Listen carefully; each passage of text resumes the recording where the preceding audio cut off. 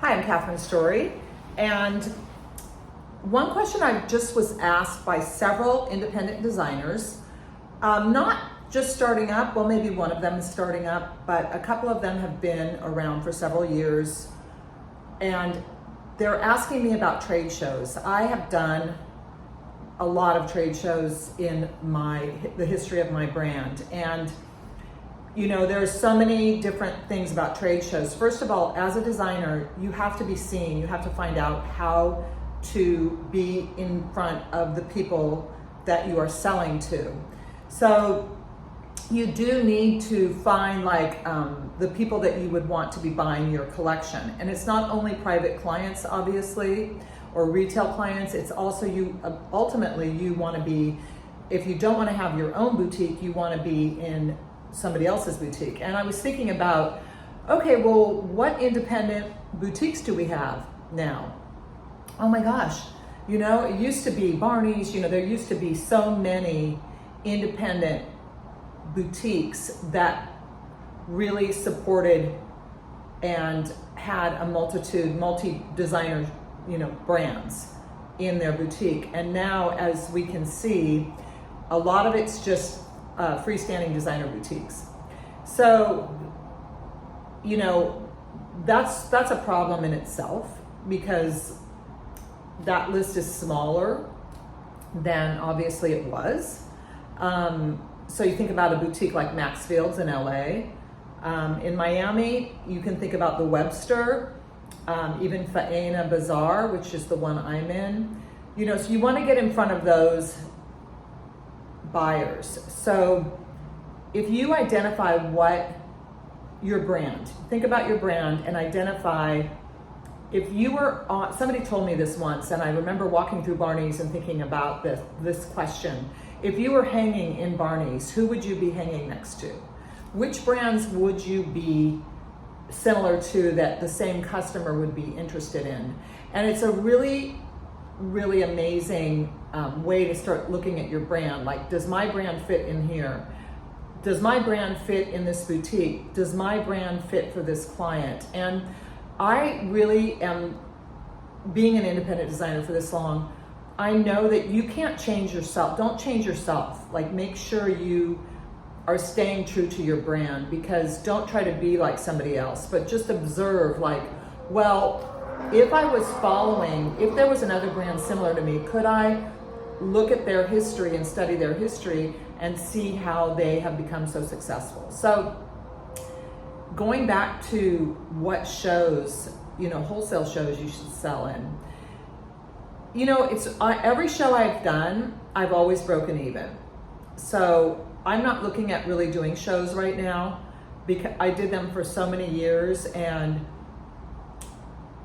there's a whole side to that, doing things that way, that is, you know, there's no shortcut. You know, you have to put out 10, if you want it, you have to put out what you're doing, you have to do it 10 times what you're doing, because you're not doing it enough. I'm talking to myself right now. I need to be doing it 10 times what I'm doing. If what I'm saying I want to do, I have to keep going 10 times more on my goals, on my efforts, on my thinking of my mind and what's really possible. I have to increase it, because there's a lot of competition, and that energy of you increasing what it is you're doing, you will attract lucky situations.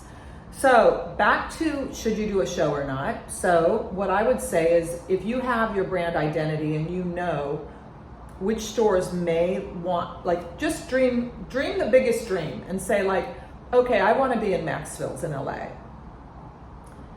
I think my brand would be amazing in there. By the way, it doesn't matter what you think, it matters if the buyer likes it. But just like dream the dream. Okay, how are you going to get in front of those buyers? Where do those buyers go?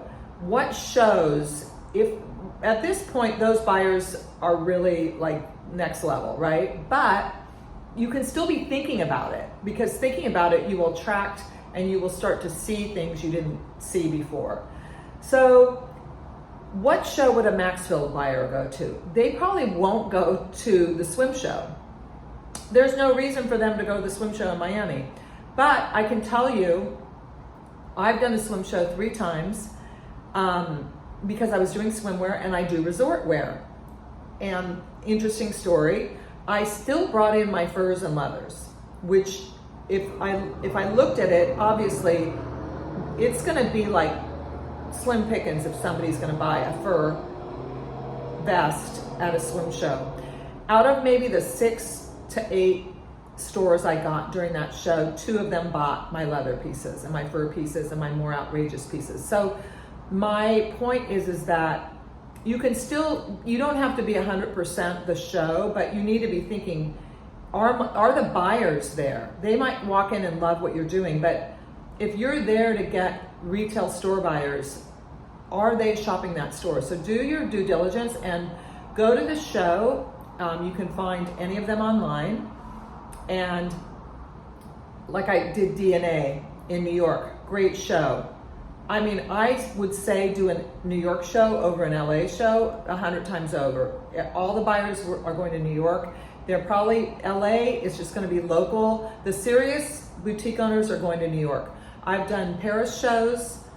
I haven't done a Milan show. I've been involved with Milan, and I actually had sold in, I think it was in Rome, but it was because of the Paris show.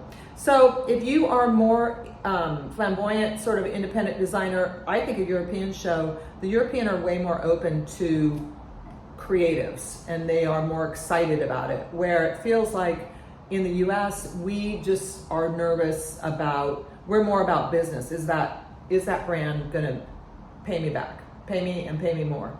And the other thing is look at, stores that you can really invest with. Like, they need to invest with you and you need to invest with them by, for example, offering, if it doesn't sell, to switch it out for something else or for a credit. You need to be flexible. So should you do a show? I would say the answer is yes. You should try a show for the experience, for what the contacts, remember, it's all about contacts. If you collected 20 stores that are interested in your line because you happen to be at that show, that is, you're not gonna get in front of those boutiques by sending them emails and lookbooks through the email or your Instagram profile. So be strategic though, like have a goal, be strategic, know that you may walk away with no orders, but have your goals that you're gonna get a minimum of what you want, and think big, because you can't just be in there. You gotta make every second count when you're doing a show like that. Every minute, every buyer, it's slow, it's dead, but guess what? That buyer comes around the corner and it's a big wig and that's all you need. You only need one. And it's just like having a boutique like myself. It's like gambling. You just don't know what you're gonna get, but you gotta be in the game to win. Okay, that's my advice. Please let me know if you have any other questions. I'm Catherine Story. I have been a fashion designer for 20 plus years.